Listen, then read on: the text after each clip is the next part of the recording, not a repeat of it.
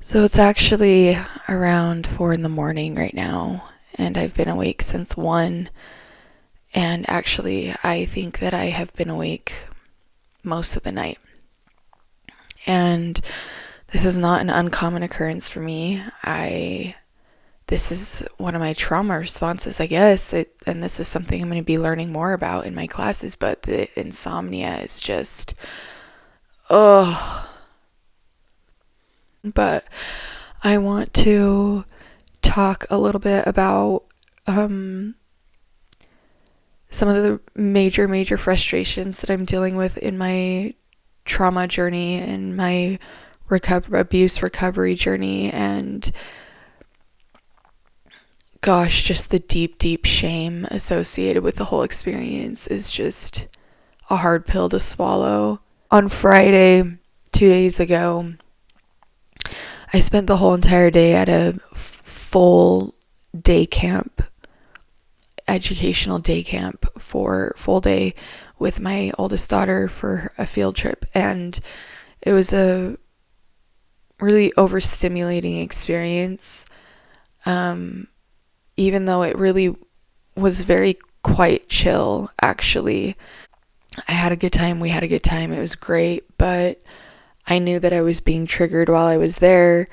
I just didn't really understand myself, and that's one of the really frustrating parts about going about it alone without like a professional to guide you, and guide you through like your own experiences, because without that understanding, like, you just feel so disconnected from your experiences, which makes you feel so disconnected from yourself, which is just a deeply shameful experience and just really frustrating and scary. But Saturday morning, so yesterday morning, I woke up completely unwell. I was studying. I had a midterm and I was studying for it, and I was completing a project for another class at the same time.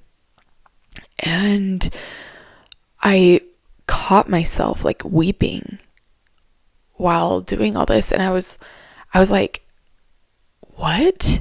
And then I had to just kind of set my homework aside for 10 seconds and just be like, hold on, whoa, self-check, checking in, let's go. What is going on? Why are we weeping? We're reading about drugs abuse and abuse. Why are we crying? We're learning about opioids and pain meds and hallucinogens, and why are we weeping? Oh, hold on just a second. We're writing a project proposal. We're writing a project report on this business. Why are we weeping? What's going on, sister friend? Hold up. Pause.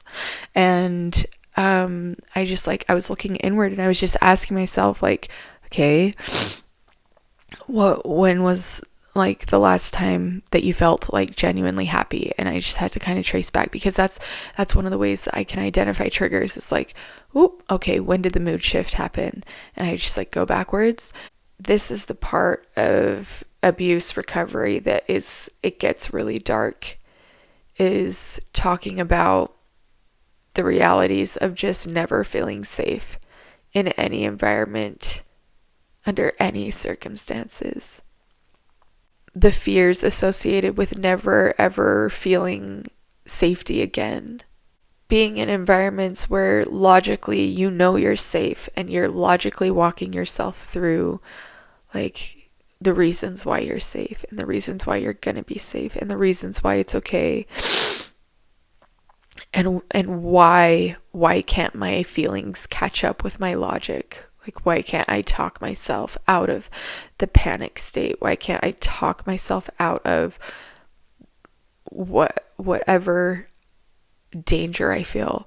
It's really frustrating, and it's really disheartening. One of the reasons why it's like really scary and definitely causes like a spiral that spirals out of control really bad, really fast, is because like I have to learn safety, and I have to teach myself safety, and I have to experience safety almost intentionally. And I hate that. I hate that safety is not my baseline. I hate that safety is not my normal. Another thing that I feel like I'm dealing with right now is just like this ongoing identity crisis that I don't even know how to explain. And today I finished my midterm and I finished my school project, and then I hopped in my car and decided I'm going to go ride my bike and do a steam shower, because there are few things in this world that make me happier than riding a bike. And so I drove out to my parents' house where my bike is stored, and on the way to my parents' house, I started sobbing.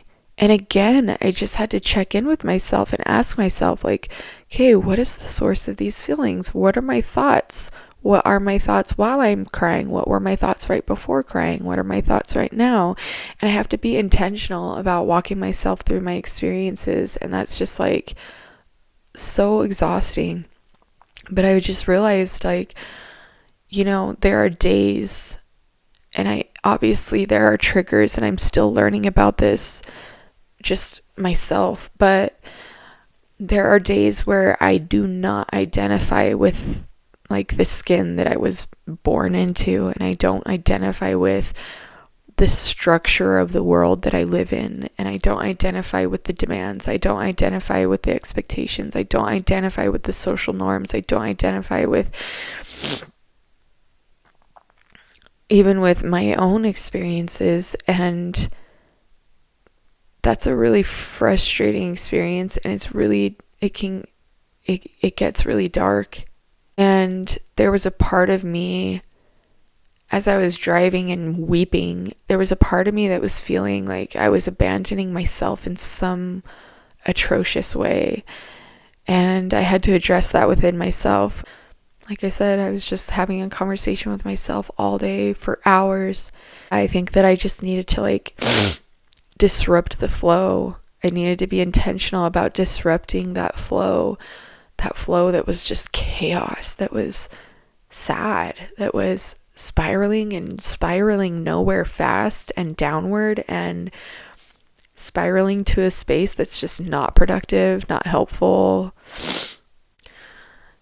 These are just things that I would have never expected in my abuse recovery journey, of just the kind of triggers that I experience are just so unexpected. Like adult interactions are so triggering, and people that I perceive or suspect are not super genuine, which unfortunately in my area of the world is most.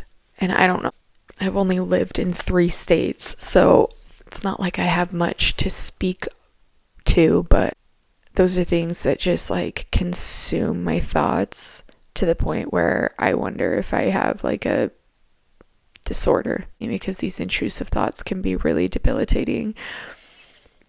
But then I'm I don't know, maybe I do, but also my abuse was pretty strenuous and long term, and it was mostly psychological abuse, so most of the damage was done psychologically, and so that's where most of my traumas lie and triggers, and most of my frustrations in my healing journey are all psychological. When you're with somebody who's psychologically abusive or manipulative, they get you to question your own sanity, they get you to question your own reality, and that creates a really weird disconnection from life in general, and from yourself, and from and from reality. You know, I want to be free of my abuser, and I feel like I knew when I was escaping, I knew that I wasn't actually escaping and that I would never actually escape, but I did not know that it would be this bad. I did not know that my abuser would continue to control social situations, social interactions, inability to effectively communicate with other adults, inability to feel safe with other adults, inability to trust and understand myself and my experiences, inability to trust and understand others, inability to connect with reality, connect with my reality, connect with other people's reality. And it's not like this all the time. It's not like this all the time. It's not. But I do bounce into this space, bounce out in and out of this space like often, you know. I feel like most of the time I'm too busy to visit this space, this chaos. I don't know what else to call it. It's like trauma chaos that just like, it makes no sense.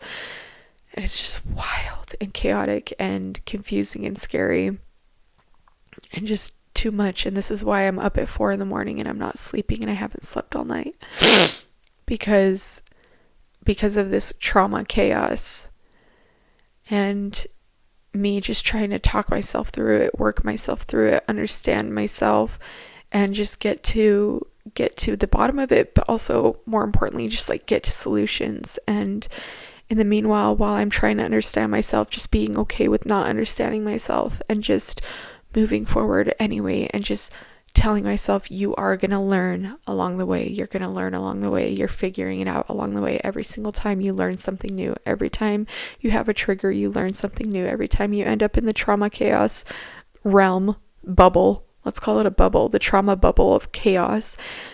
Every time you bounce in there, you learn something new, and then you bounce back out and you get stronger every time. And I just have to remind myself, like, it's okay. We're visiting the chaos bubble today.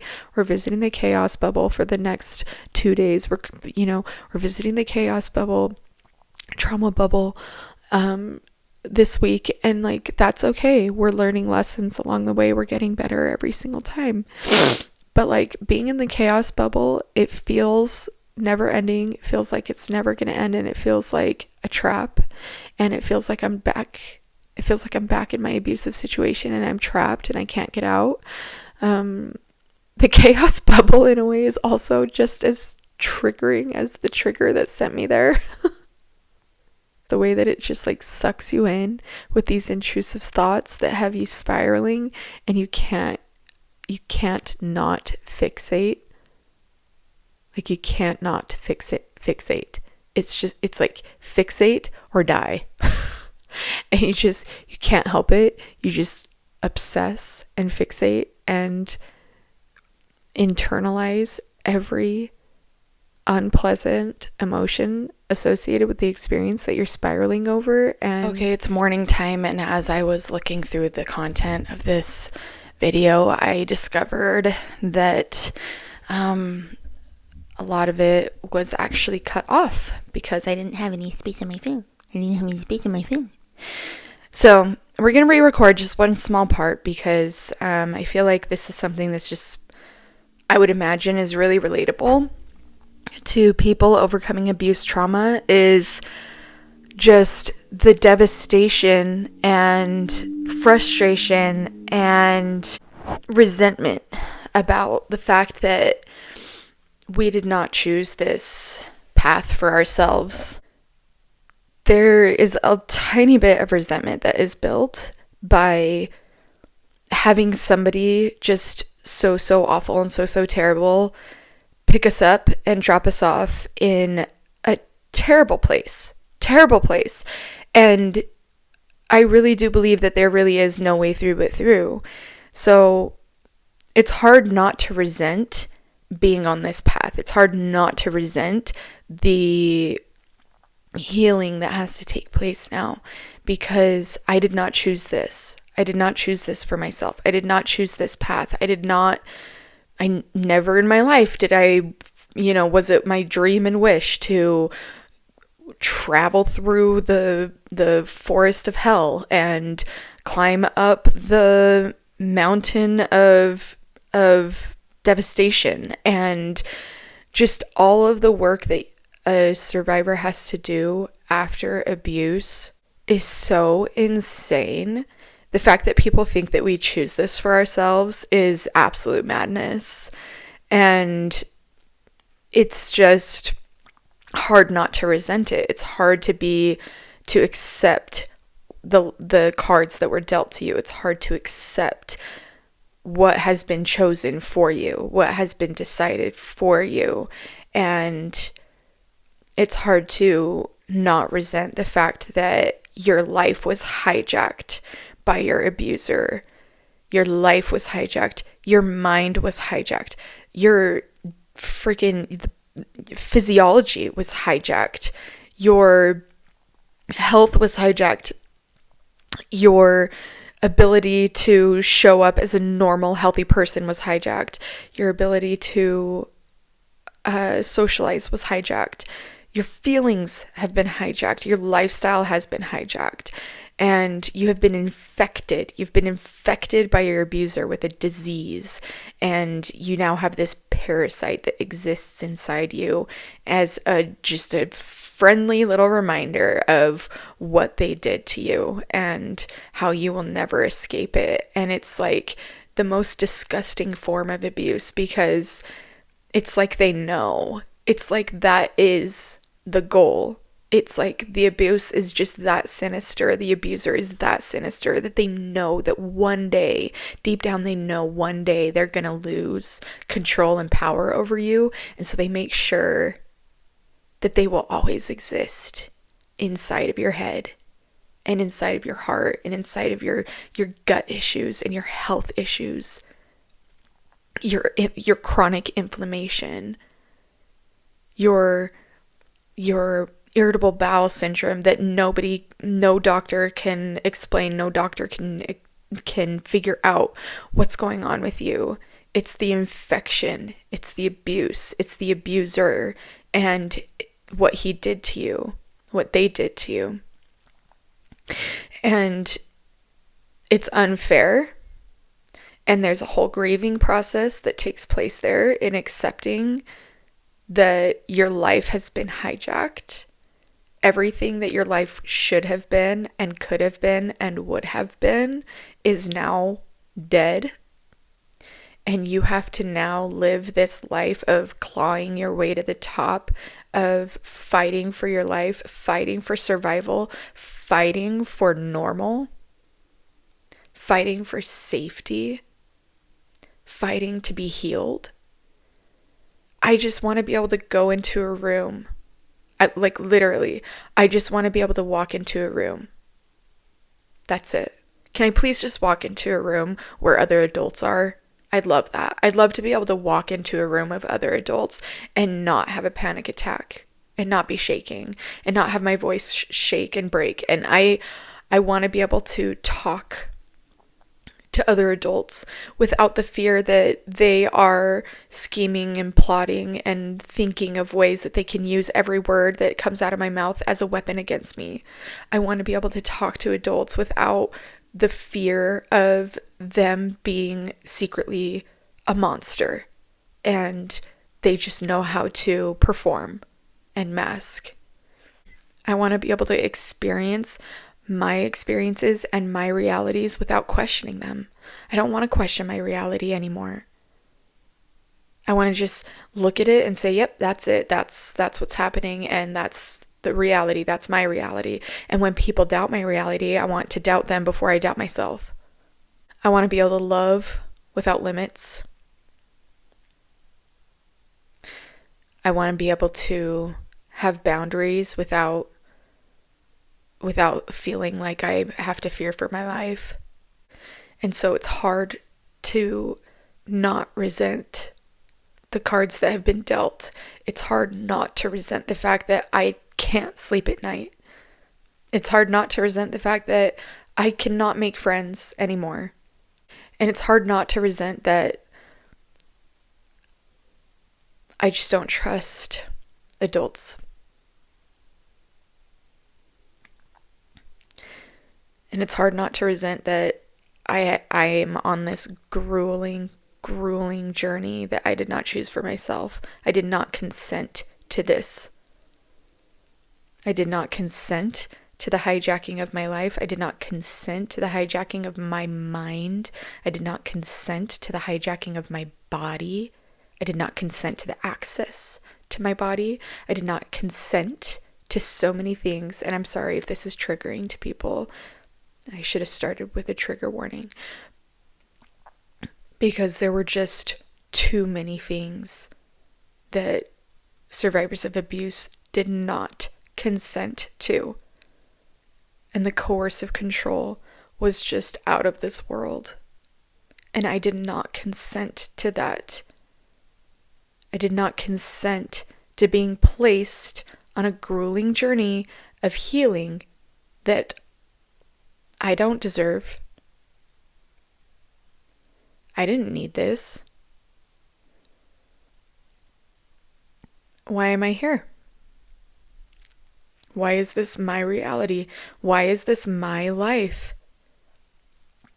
And it's hard not to resent the fact that the abuser always wins. The survivor gets the short end of the stick every time. The survivor gets the blame. The survivor gets the shame. The survivor has to do all of the grueling work to heal. The survivor gets isolated and ostracized. The survivor can no longer function quite normally anymore. The survivor gets life ripped out from underneath them like a rug. And the survivor has to adapt a new normal for fighting for their life and being placed in survival mode on a daily basis. We did not consent to this. We never consented to it. Freezing, fawning, fight or flight, those are not forms of consent. Those are forms of fighting for your life. Those are forms of survival.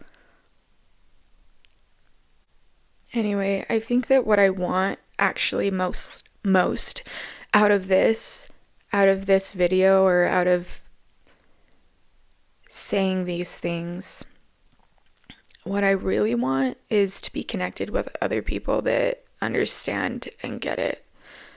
I am so tired of feeling alone. I'm so tired of feeling like nobody gets it and nobody understands. And also, what I want to know is if you have traveled through the woods and you've arrived on the other side, and if you can honestly tell us, the rest of us who are still in the woods of doing the healing work and trying to escape all of the effects of abuse, can you tell us, like, does it end? Is there an end? Does it get better? Do we feel like, do we achieve healed? Is that a thing? Do we achieve healed?